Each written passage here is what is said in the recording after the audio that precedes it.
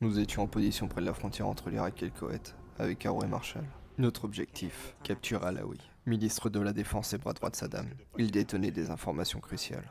Un appui aérien s'était chargé de réduire en miettes son convoi. C'était à nous de boucler l'opération. Quand on est entré en scène, le convoi ennemi n'était plus qu'un amas de métal et de fumée.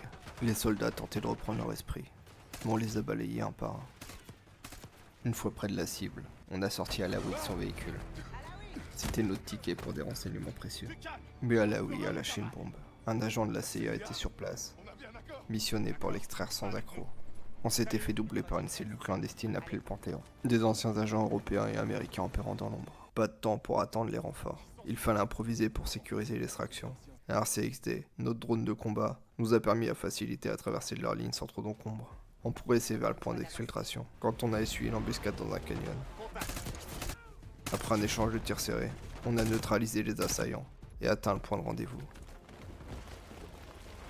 C'est là que Russell Adler est apparu. Sans prévenir, il a abattu Alaoui.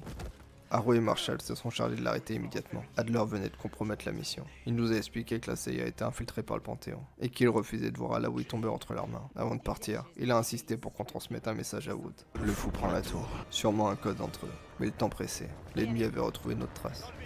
On a filé en jeep, poursuivi par un hélico armé jusqu'aux dents. J'ai attrapé un Sigma, visé, et l'appareil est tombé en flammes. On était enfin hors de danger, du moins pour le moment.